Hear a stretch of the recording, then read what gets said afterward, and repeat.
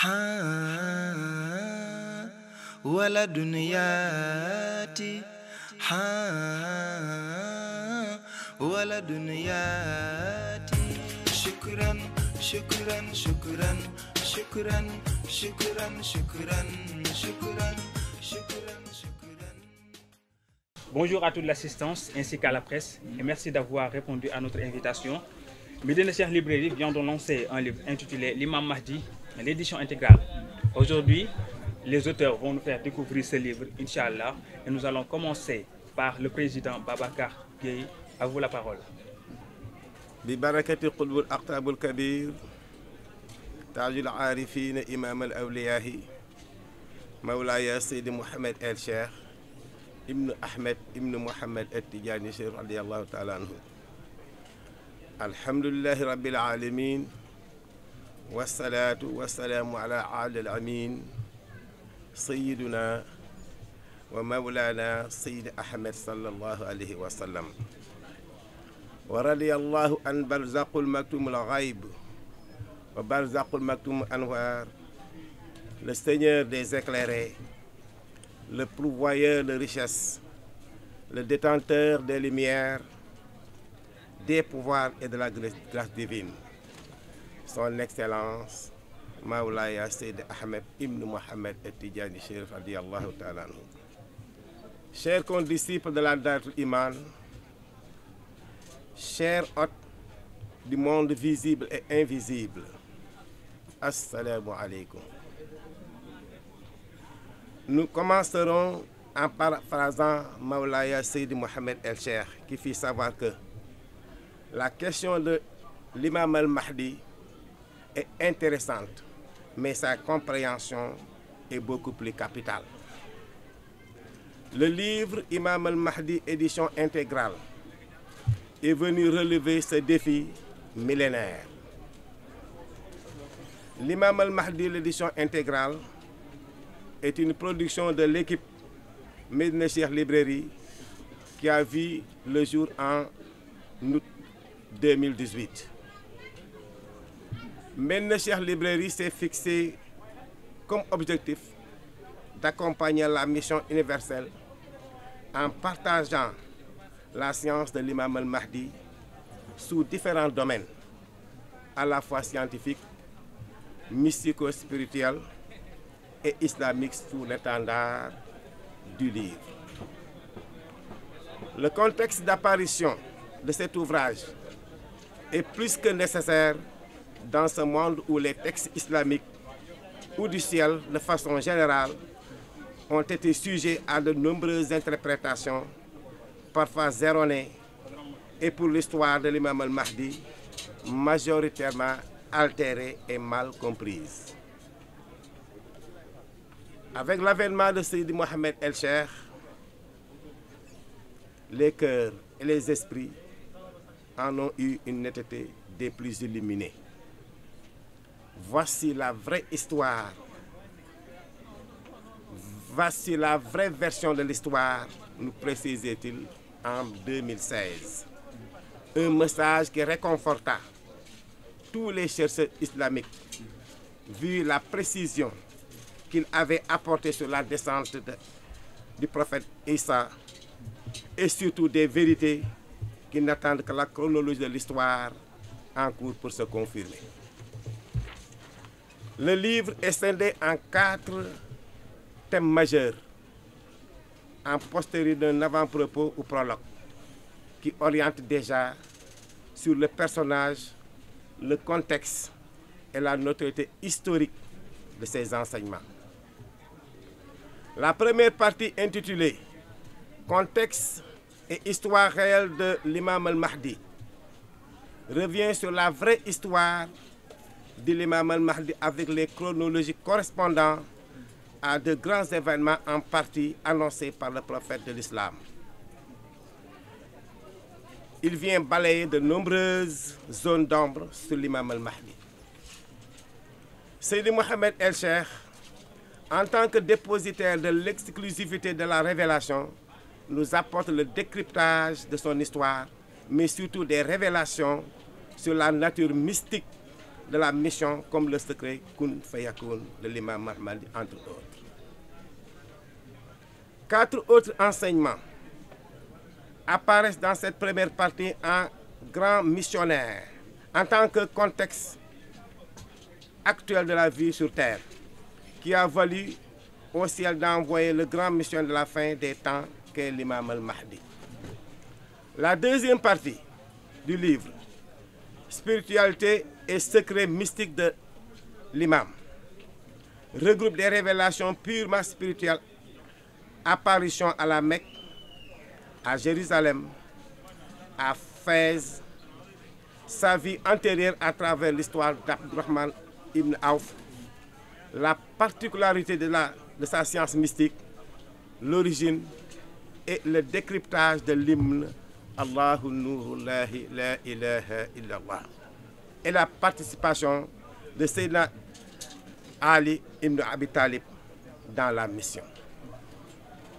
La partie 3, intitulée l'imam al-Mahdi, le prophète Issa et Dajjal, vient illuminer les lanternes sur les circonstances de l'histoire commune de ces 3 figures de la fin des temps, avec des précisions raristes sur le futur missionnaire retour, sur la future mission retour du prophète et de toutes ces raisons multifactorielles.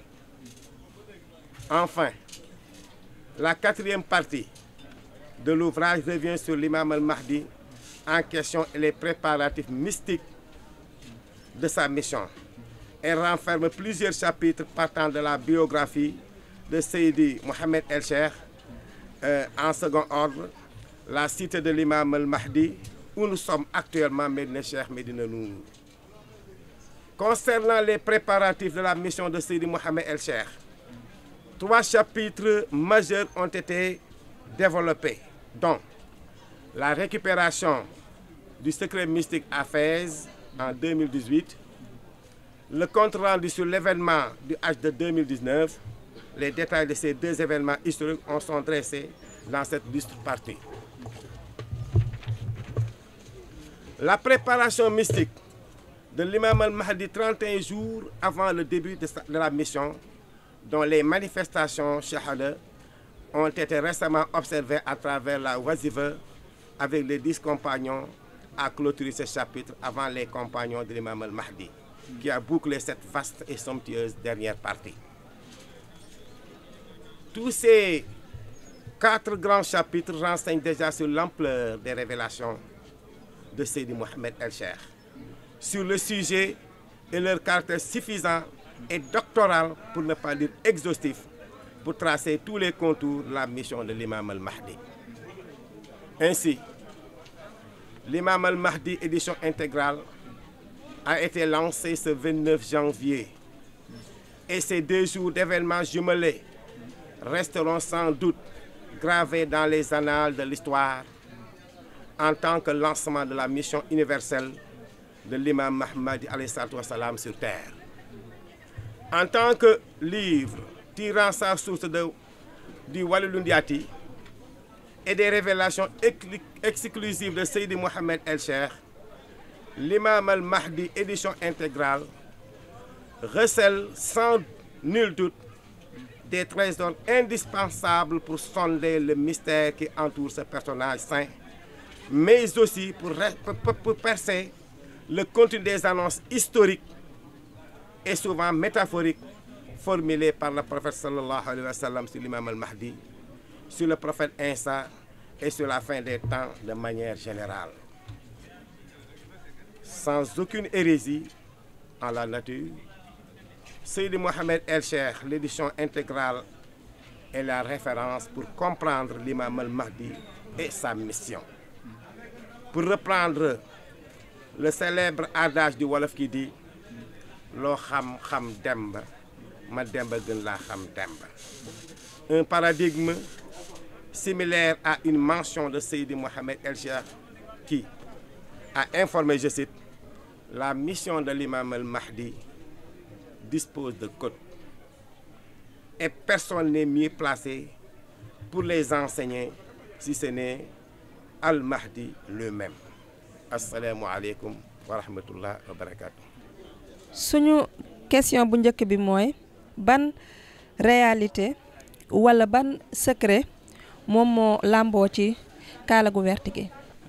waaleykum salaam yaa Seyda ñu ngi leen di nuyu di leen ziar bu baax di rafetlu seen teewee ak suñu mbokku média yi fi teew yëpp xam naa balaa ñuy répondre ci sa question rek ñu def benn présentation bu gàtt ci li nga xamante ni mooy livre bii di Imam Al Mahdi édition intégrale comme ci conférence de presse la ñu nekk comme ni nga ko waxee amaana en français la waaye comme wolof nga kii moo nga dugg moo tax ñuy nañ ci barkeelu tuuti ci wàllu wolof bi pour suñu mbokk yi mën ko xam muy aussi livre bi nga xamante ni dafa tënku ci lépp li nga xamante ni jàngale la moom sang bu tedd bi di Mawlaay Cheikh Seydi Hadji Mouhamed El Cheikh def ko ci Imam Al Mahdi waaw depuis histoire Imam Al Mahdi li ci aju ci wàll histoire bi ni mu demee ni ko Yonent bi sallallahu alayhi wasallam junjee woon ci yu bëri mu leeral ko lépp li nga xam ne aju na ci wàll aaxiru zaman sang bu tedd bi aussi leer ko gën ko indi ay précision loolu yëpp ñu ngi ko indi ci ay jàngale ci livre bi yi ci topp aussi lépp li nga xamante ni dellu na ci wàllu spiritualité Imam Al Mahdi lu jëm ci wàllu tampon bi muy am niñ koy xàmmee yooyu yëpp yu bëri judd yi mu judd ci wàllu ruuxaani yu yooyu yëpp sang bu tedd Imam Al Mahdi jàngale ko Seydi Mouhamed El Cheikh yamu ca histoire yonent yàlla Isa bi nga xamante ni yonent bi sallallahu alayhi wa sallam newoon na dafay ñëw ci aaxiru zaman sang bu tedd bi aussi jàngale ko loolu yëpp ñu ngi ko indi ci livre bi ni ko sang bi jàngalee histoire Imam Al Mahdi Dajjal ak Isa mooy 3e partie livre bi 4e partie livre bi aussi mi ngi jëm ci waajtaay yi nga xamante ni dina dellu ci mission Imam Al Mahdi waaw loolu aussi nekk lu am solo ndax mission bi démarré na te bientôt monde bi yëpp Makka ak fépp nañ ko yëg Imam Al Mahdi dina fa doxal mission am waaye préparatifs mystiques yi nga xamante ne am nañ avant Imam Al Mahdi di commencer mission am loolu yëpp sang bu tedd bi am na yu mu ci dox livre bi dikkaat na ci mooy voyage bi mu defoon ci Makka muy lem defoon ci Fès en 2018 yooyu yëpp ñu dikk ci livre bi ak yeneen préparation yi nga xamante ni ci wàll baatin la yi nga xamante ni yàlla sunu borom subhanahu wa taala def na ko ci Imam Al Mahdi lépp nag xatmiya yonent bi sallallahu alayhi wa sallam di Mawlaay Cheikh Ahmad Tidiane supervisé ko yooyu yëpp ci ay jàngale yu yaatu yi nga xamante ni ñëw na ci Imam Al Mahdi loolu tënk nañ ko ci livre bi mu nekk loo xamante ni incha allahu bu Imam Al Mahdi gënee mission bi bu feeñee Makka ba commencé dox mission mbokk yëpp ci àdduna nañ soxla livre bi pour mën a xam teg seen baaraam ci mission Imam Al Mahdi moo tax mooy importance su livre bi nga xamante ni équipe Medina Cheikh Librairie ñoo ko liggéey ñu ne woon ci présentation bi kon ni nga ko xamee ak président Babacar Gueye mu def ci benn discours d'ouverture bu am solo macha allah comme ni nga ko déggee en français bu ñu ñëwee nag ci sa question comme ni nga ko posé mooy lu jëm ci wàllu turban vert bi xam naa lépp mi ngi ci livre bi après xam naa ni boo duggee di nga ko gën a gis gën ko découvrir waaye turban vert bi buñ la koy tënkal rek mooy dafa nekk en relation maanaam dafa nekk jokkaloo ak liñ naan xaqiqa alquran waaw turban vert dafa nekk en relation ak xaqiqa alquran ndax yonent bi sallallahu alayhi wa sallam ba mu nekkee ci xaaru Xiraa alquran di wàcc Jibril ñëw étoffe maanaam morceau sër bi nga xamante ni ci lañ bindoon sootun Iqra ba muy wàcc mu ni ko Iqra jàngal comme ni ñu ko indee ci wàllu siira étoffe boobu noonu newul woon étoffe bu weex newul woon morceau bu weex morceau lumière bu verte la woon mooy verte bi ngay gis ci ginnaaw podium bi mu nekk vert clair bii nii waaw vert clair boobu nag nga xamante ni ci wàllu baatin Imam Al Mahdi moom teew na témoin oculaire la ruuxam dafa teew ci histoire sainte moom Imam Al Mahdi kon teew boobu mu teewoon foofu ba gis étoffe bi nga xamante ni ci lañ bindoon alxuraan mu nekk étoffe bu verte moom la ba mu ñëwee judd ci monde shahada indiwaat étoffe bu verte boobu waaw am na nag lu yaatu même jamono yonent bi sallallahu alayhi wasallam yonent bi am na yu muy junj ci wàllu étoffe verte boobu noonu waaye daal boo ko tënkee étoffe verte boobu dafa nekk en relation avec li ñu naan xaqiqa alquranul karim bi nga xamante ni moom la ñuy jàng ndax ba muy ñëw ci monde shahada ci étoffe bu verte la ko Jibril de présenté woon daal koy tàllal yonent bi sallallahu alayhi wasallam daal di gis juróomi aaya yooyu nga xamante ni moo nekk sootoon Iqra waaw foofu daal xam naa loolu yëpp jàngale yëpp sang bu tedd bi indi na ko gën ko yaatal ci livre bi ci partie turban vert boobu noonu macha allah comme ni nga ko posé waaw. asalaamaaleykum je me nomme Awa Kandji journaliste de l'équipe Waladounyati TV. Medina Cheikh Librairie, notre première question portera sur qu'est-ce qui vous a motivé pour écrire ce livre ou bien produire ce livre intitulé L'Imam Al Mahdi, édition intégrale. Mais merci avant d'avoir posé la question à savoir qu'est-ce qui nous a motivé à écrire ce livre. La motivation, elle est simple, c'est de vulgariser les enseignements de l'imam al-Mahdi. Tout ce qui a été dit à travers les audios, à travers les actes et les paroles, le Médina Cheikh Librairie s'est donné comme objectif de les traduire en manuel, de les traduire en moyen audiovisuel, pour mettre ça à la disposition de tout le public. Donc il s'agit donc de vulgariser les enseignements de Seydi Hadji Mohamed El Cheikh. Voilà, donc bonjour, je m'appelle Makhtar Thioub, journaliste Médina Cheikh TV. Et donc nous remercions vraiment Médina Cheikh Librairie d'avoir produit ce livre vraiment qui est très important, qui parle de l'imam al-Mahdi, l'édition intégrale. Mais la question qu'on avait envie de poser, c'est qu'avec un sujet sensible, un sujet très sensible de l'imam al-Mahdi, donc actuellement tout le monde, il y a, comme vous le savez, il y a beaucoup de gens qui se proclament imam al-Mahdi, presque des milliers dans le monde. Et donc vu aussi la place de l'Afrique dans le monde sur le côté géopolitique, mais aussi sur le côté économique, pourquoi, selon vous, le choix de l'Afrique pour la descente de l'imam al-Mahdi? Merci Cheikh Makhtar et à l'équipe Médina Cheikh TV pour la présence. Vous avez demandé une question très importante, pourquoi le choix de l'Afrique? Donc c'est une question même qui revient dans le livre, hein? Parce qu'il y a un enseignement intégral que Moulaye Seydi Mohamed El Cheikh a livré sur le choix de l'Afrique concernant la naissance de l'imam al-Mahdi. Donc, mais ça, ce choix, donc, pour le résumer, c'est un choix divin. C'est Dieu qui décide, c'est lui qui choisit. Comme à l'époque du prophète sallallahu alayhi wa sallam, les Juifs attendaient le dernier prophète qui allait descendre. Ils croyaient que le prophète sallallahu alayhi wa sallam allait descendre à Jérusalem. Qu'est-ce qu'a fait Allah subhanahu wa ta'ala? Il a envoyé le prophète sallallahu alayhi wa sallam à la Mecque, chez les Arabes. Donc c'était une nécessité pour vraiment sauver le peuple arabe. Le peuple arabe, ils étaient fiers, c'était un peuple païen, fier de leur culture, replié sur eux-mêmes. Donc, vraiment, c'était une miséricorde divine qu'a fait Allah subhanahu wa ta'ala, qu'a livré en faisant sortir le prophète chez les Arabes. Donc, concernant l'imam al-Mahdi, l'histoire est beaucoup plus large. Parce que vous savez que le peuple qui a été le plus persécuté dans l'histoire, ce sont les Noirs africains. Donc, tout ce qu'a subi les Noirs africains, vraiment, comme l'esclavage, tout ça, qui a duré des millénaires, vraiment, à la fin des temps, Allah subhanahu wa ta'ala, avec sa justesse, a dit dans son noble Coran qu'il va favoriser le peuple le plus opprimé de l'histoire.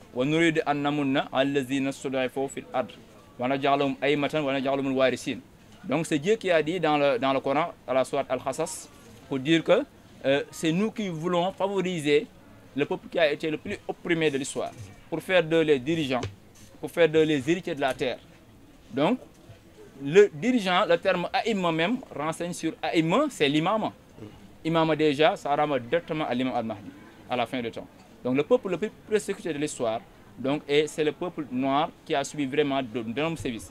Donc, Allah subhanahu wa ta'ala, dans sa justesse exemplaire, a voulu sauver, a voulu réparer, si on peut le dire ainsi, les torts qu'a subi le peuple noir à la fin du temps, de sorte qu'il hérite de la mission spirituelle de la fin du temps. Donc c'est ça qu'a fait le Tout-Puissant subhanahu wa ta'ala. Et même le professeur même l'a dit dans les hadiths métaphores. Sayyidina Ali ibn Abi Talib, lui, l'a dit. Il y a un hadith même qu'on a relaté, même qui est dans le livre, qu'il a dit publiquement, que l'imam al-Mahdi sera un noir africain. Donc c'est un hadith que Abu Daoud, dans le livre Abu Daoud, le hadith a repris, et on l'a même mis, je crois, dans le prologue ou dans le contenu du livre. Dans tous les cas, il y a toutes les références dans le livre concernant le choix de l'Afrique en tant que lieu de naissance de l'imam al-Mahdi.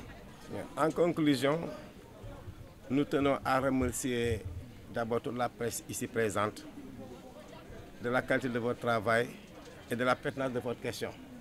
Et nous vous encourageons pour vous dire que la presse est l'avenir de la mission. Vous êtes les portes étendards de la mission, donc, Jakaram, Inch'Allah Ta'ala. Et nous tenons aussi au niveau de l'équipe de la rédaction à remercier tous ceux qui, de près comme de loin, ont apporté une touche dans ce livre. Parce que traduire, parfois c'est souvent trahir. Et suivre les enseignements de Seydi Mohamed El Cheikh à travers des audios, essayer de traduire en écrit, ce n'est pas chose aisée. Mais quand même, avec un sursaut que les gens se sont faits, ils sont parvenus à réaliser un monument historique qui est Imam Mahdi édition intégrale. Et là aussi, chapeau aussi à notre coordinateur, rédacteur en chef, Cheikh Dan Sambène, qui, nuit, jour, qu'il pleuve ou qu'il neige, il est toujours prêt à répondre à l'attente, en tout cas de Médina Cheikh Librairie. Donc, M. Sambène, toutes nos prières et vos encouragements. En tout cas, toute l'équipe vous dit merci dans la coordination. Et à chaque fois aussi, on sent que toujours, il y a cette idée d'aller de l'avant qui anime le groupe, machallah. Donc, de ce fait, en tout cas, nous remercions tout le monde. En tout cas, si on veut savoir toute l'histoire de l'imam Mahdi, ce qui s'est passé hier ici, ce qui a été lancé, tout le contenu est dans ce manuel, Inch'Allah. Je vous remercie. Machallah, merci M. Babacar Gueye, le président de Tuiman et membre, vraiment un des membres fondateurs de l'équipe Médina Cheikh Librairie. Et à toute l'équipe presque, équipe ici présent. Comme le président l'a souligné, je crois qu'il a très bien conclu, hein, on ne va pas trop y ajouter. Quiconque dispose de ce livre, vraiment, dispose de tous les codes, comme Moulaye Seydi Mohamed Cheikh l'a si bien précisé. La mission regorge de codes mystiques et ces codes mystiques se trouvent dans le livre. Les contextes, toutes les réalités vraiment qui entourent la mission ont été cadrées dans le livre. Le tout, c'est les révélations de Moulaye Seydi Mohamed Cheikh, l'imam Al-Mahdi lui-même. Parce que, comme on l'a dit dans l'introduction, personne ne peut enseigner la mission plus que le porteur de la mission même. Donc vraiment, nous remercions à toute l'assistance ici présente et nous vous disons assalamu alaikum wa rahmatullahi ta'ala wa barakatuh. ولا دنياتي ولا دنياتي شكرا شكرا شكرا شكرا شكرا شكرا شكرا شكرا شكرا يا مولاي سيدي محمد الشيخي سانغيا نوير